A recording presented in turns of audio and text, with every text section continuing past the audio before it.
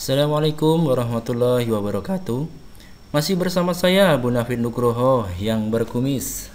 Di sini saya akan membagikan sebuah artikel yang cukup menarik buat Anda, yaitu trik MySQL ke-20 ya. Jadi artikel kali ini adalah bagaimana caranya kita dengan mudah merubah atau memberikan awalan kata pada nama-nama tabel di dalam database MySQL kita. Jadi awalan kata itu juga disebut dengan prefix ya, seperti itu. Baik, langsung saja ya akan saya contohkan. Nah, di sini saya sudah memiliki contoh database sekolah DB ya. Jadi begitu. Jadi sebenarnya menambah awalan, jadi menambahlah prefix pada nama-nama tabel itu sebetulnya bisa kita lakukan satu persatu ya. Jadi kita bisa melakukannya manual dengan cara apa? Cara mengganti nama ya. Misalnya seperti ini. Misalnya di sini saya udah mencontohkan dalam sekolah DB itu ada tabel seperti ini ya, tabel seperti ini. Kemudian saya akan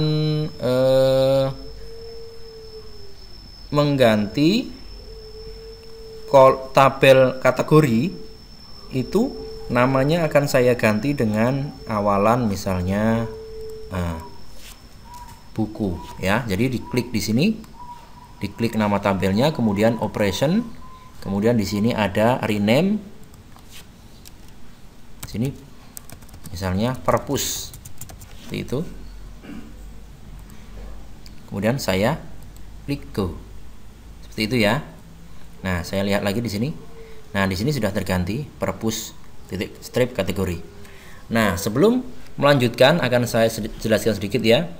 Jadi dalam kasus saat kita membangun aplikasi yang terdistribusi apa? Ya, aplikasi database yang terdistribusi, yaitu aplikasi pemrograman yang di dalam satu aplikasi itu terdapat banyak modul aplikasi ya. Jadi misalnya kita membuat aplikasi sekolah terdistribusi di dalam satu aplikasi, di dalam satu database tersebut ada misalnya database untuk sistem informasi akademik, kemudian ada tabel untuk database perpustakaan, kemudian ada tabel database untuk misalnya keuangan. Nah, kesemuanya semua tabel tersebut tergabung menjadi satu nama database misalnya sekolah DB.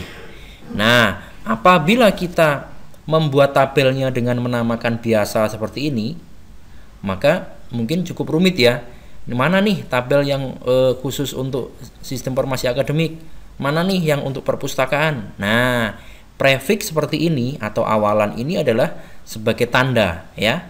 Jadi kalau Anda pernah belajar di dalam aplikasi open source, mungkin di sana banyak tabelnya menggunakan awal-awalan seperti ini ya. Nah, seandainya Anda memiliki tabel yang jumlahnya banyak, mungkin dalam satu database ada 10 atau mungkin bahkan 100, maka kalau kita melakukannya satu persatu akan sangat sulit ya. Mungkin bisa, tapi lama. Nah, sekarang di sini ada fasilitas untuk menambahkan prefix dengan mudah, yaitu dari fasilitas di sini, add prefix ya. Baik, caranya adalah misalnya saya akan menambahkan prefix purpose ya ke dalam beberapa tabel. Caranya misalnya ini buku. Buku adalah salah satu tabel untuk perpustakaan. Kemudian peminjaman. Nah ya, ini udah kategori perpustakaan ini juga sudah. Nah, peminjaman dan buku akan saya pakai untuk perpustakaan, maka di depannya akan saya kasih prefix purpose ya. Maka setelah saya pilih dua tabel ini, kemudian saya pilih di sini add prefix, kemudian saya masukkan purpose underscore ya. Jadi pemisahnya adalah garis bawah seperti ini. Kemudian saya klik submit.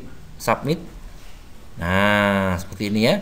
Jadi nama tabelnya buku, kategori peminjaman adalah untuk purpose. Selanjutnya, untuk tabel-tabel yang termasuk SIA akan saya berikan prefix juga SIA. Misalnya guru, jurusan, siswa. Saya akan menambahkan prefix Misalnya Sia, seperti itu ya. Saya simpan. Nah, kan sudah tertambahkan Sia. Nah, dari prefix yang sudah kita tambahkan ini, kita bisa merubahnya atau menghapusnya.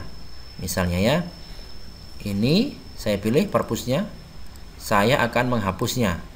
Nah, di sini atau bisa juga menghilangkannya. Pilih di sini ya. Setelah dipilih, pilih di sini replace. Nah, misalnya tadi kan purpose underscore ya. Kalau kita kosongkan berarti hilang. Tetapi kalau kita beri nama baru, prefix baru, maka akan berganti. Misalnya pustaka. Nah, misalnya seperti ini. Nah kan sudah berganti ini pustaka. Coba saya akan hilangkan ya. Saya pilih lagi. Saya replace. Kemudian pustaka underscore. Di sini saya kosongkan. Kemudian akan saya submit. Nah, sudah hilang kan? Sudah kembali. Misalnya ini juga akan saya hilangkan. Saya pilih lagi. Replace Sia. Saya hilangkan ya. Ini saya tidak kasih. Iya, oke, sudah kembali kan? Nah, seperti itu ya. Silahkan Anda terapkan cara ini untuk kebutuhan di dalam database Anda. Dan juga ingat ya, jika Anda telah mengganti nama-nama kolom, nama-nama tabel, maka tentu saja di dalam program Anda juga harus disesuaikan. Nanti jika tidak begitu, maka program Anda akan error ya. Baiklah, sekian dulu ya artikel dari saya. Saya adalah Bunafit Nugroho, penulis dari bunafitkomputer.com. Kami juga menjual contoh-contoh program aplikasi yang dapat Anda pakai untuk tugas akhir, skripsi, dan juga untuk kebutuhan kantor. Juga buku skripsi.com menjual buku-buku limited edition untuk proyek tugas akhir dan juga skripsi. Juga script VB. Kami menjual contoh-contoh program berbasis Visual Basic. Baik, sekian dulu ya artikel dari saya. Semoga ada manfaatnya. Sampai ketemu lagi di artikel berikutnya. Terima kasih.